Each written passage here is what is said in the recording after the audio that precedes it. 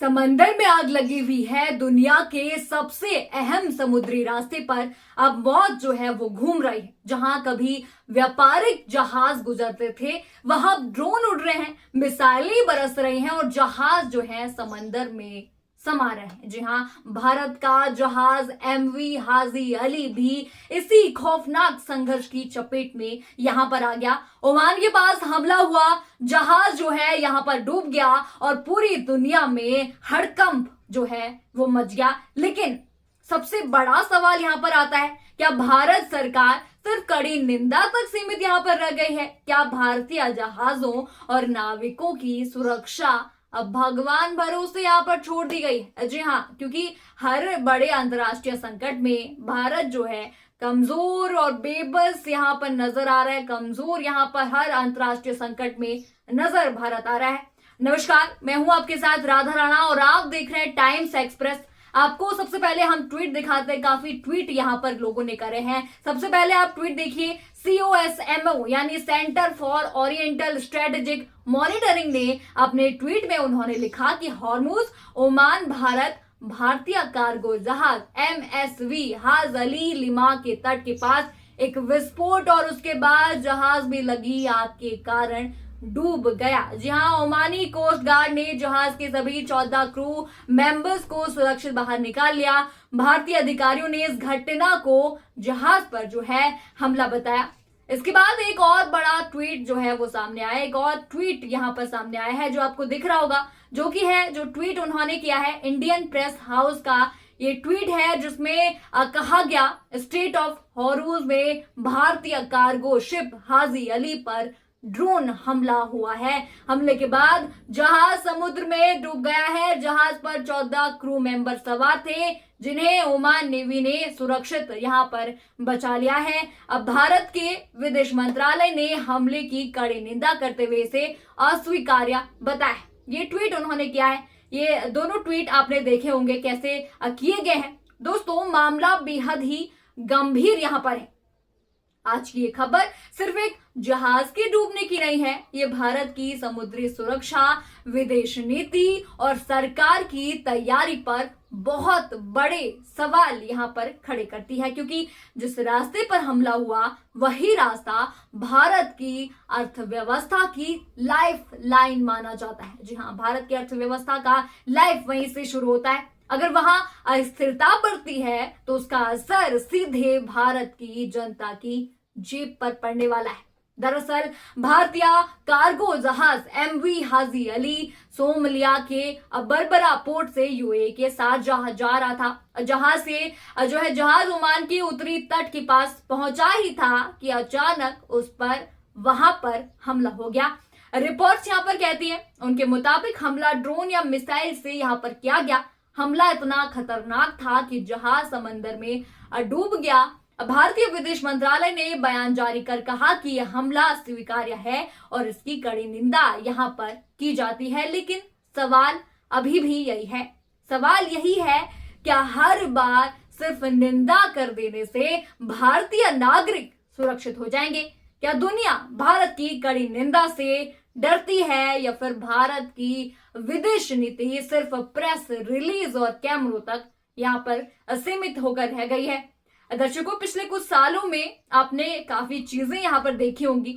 कभी भारतीय मछुआरे पकड़े जाते हैं, कभी कुछ हो जाता है, कभी भारतीय नाविक जो है महीनों तक वहां पर बंधक बनते हैं, बंधक बनाए जाते हैं। कभी जहाजों पर हमला होता है और हर बार सरकार सिर्फ बयान जारी करती नजर आती, बयान देती हर जगह नजर आती है सरकार।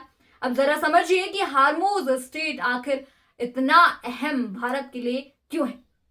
दुनिया का बड़ा हिस्सा तेल इसी रास्ते से गुजरता है। जी हाँ, सारा तेल यहीं से आता है, बड़ा हिस्सा तेल का यहां से आता है। भारत भी अपने तेल का बहुत बड़ा हिस्सा इसी समुद्री रास्ते से मंगाता है। अगर ये रास्ता बंद हुआ या यहाँ तनाव बढ़ा तो भारत में पेट्रोल डीजल के दाम आसमान छू सकते हैं, जो अभी से छूने भी लगे। धीरे धीरे महंगाई बढ़ भी रही है और महंगाई कह रहे हैं कि बढ़ सकती है, इससे ट्रांसपोर्ट इससे महंगा हो सकता है और सबसे ज्यादा मार जो है आम आदमी पर पड़ेगी, जो कि पहले से ही पड़ी हुई और पड़ेगी तो आम आदमी बहुत परेशान हो जाएगा। लेकिन टीवी पर बैठे बीजेपी के प्रवक्ता शायद फिर भी यही कहते यहां पर नजर आएंगे, सब कंट्रोल में है, सब सही है, जैसे कि अभी भी कह ही रही है, जबकि जमीन पर सच्चाई कुछ और ही दिखाई दे रही है। रिपोर्ट्स के मुताबिक पिछले 10 दिनों में 5 जहाजों पर हमले हुए हैं। ईरान अब खुले तौर पर इस पूरे इलाके पर अपना नियंत्रण मजबूत कर रहा है। IRGC यानी ईरानी रेवोल्यूशनरी गार्ड्स के सैकड़ों स्पीड बोट्स समुद्र में वहां पर घूम रही हैं। जहाजों को रोका जा रहा है, कई जहाजों को जब्त किया जा रहा है, हमले किए जा रहे हैं और कई जहाजों पर हमला हुआ भी है, हो भी चुका है। उनमें से एक भारत का जहाज भी है। ईरान ने यहां तक कह दिया कि हॉर्मुज अब सिर्फ एक समुद्री रास्ता नहीं बल्कि उसका ऑपरेशनल जोन है, यानी साफ संदेश, जो ईरान चाहेगा वही होगा, जो ईरान ने चाहा है वही होगा, जिसे वो चाहेगा उसे ही जाने देगा। अब सवाल ये भी है कि भारत सरकार ने हालात बिगड़ने से पहले क्या तैयारी की? क्या भारतीय जहाजों को सुरक्षा स्क्वाड दिया गया? क्या भारतीय व्यापारिक जहाजों के लिए कोई खास समुद्री सुरक्षा प्लान तैयार हुआ? क्या भारत ने अमेरिका, ईरान, UAE और खाड़ी देशों के बीच कोई मजबूत कूटनीतिक भूमिका निभाई या फिर सिर्फ बड़े बड़े भाषण यहां पर दिखाई दी? क्योंकि अभी तक तो यही सामने आ रहा है कि सिर्फ भाषण ही यहां पर दिया जा रहा है कि सब सही है, सब सही है, सब सही है। सरकार खुद को विश्व गुरु यहां पर बताती है, लेकिन अगर भारत के जो जहाज हैं वो सुरक्षित ही नहीं है तो फिर ये दावे कितने मजबूत हैं और कितने झूठे भी हैं ये दावे। एक तरफ मंचों पर बड़ी बड़ी बातें हैं, दूसरी तरफ भारतीय जहाज समंदर में डूब रहे हैं। और अब फिलहाल यहाँ पर सबकी जो है सबसे बड़ी खबर यहाँ पर ये है कि हॉर्मुज में तनाव चरम पर है। भारत का जहाज यहाँ पर डूब चुका है। दुनिया डर के माहौल में है और आने वाले दिन और भी ज्यादा खतरनाक यहाँ पर हो सकता है, खतरनाक साबित हो सकता है। आप क्या सोचते हैं? क्या मोदी सरकार इस संकट को संभाल पा रही है? क्योंकि जहां देखो वो यही कह रही है कि सब स्थिति सामान्य है, स्थिति सामान्य है। ये फिर सिर्फ बयानबाजी और प्रचार ही चल रहा है, क्योंकि अभी तक मोदी सरकार ने खासा यहाँ पर कुछ करा नहीं है। अभी जो है हाल ही में मोदी सरकार ने कहा कि जो है गोल्ड आप कम यूज करें, पेट्रोल जो है ठीक है, सब कुछ ठीक है, लेकिन अभी 3 रुपए जो है CNG बढ़ा है। और ये मामले जो है दिखाते हैं कि सरकार सिर्फ झूठे दावे कर रही है, कुछ भी यहाँ पर नहीं हो रहा है, जनता को धोखा यहाँ पर दिया जा रहा है। आपको जो भी लगता है हमें कमेंट सेक्शन में जरूर बताइए। आपके कमेंट जो है हमारे लिए काफी फायदेमंद रहते हैं।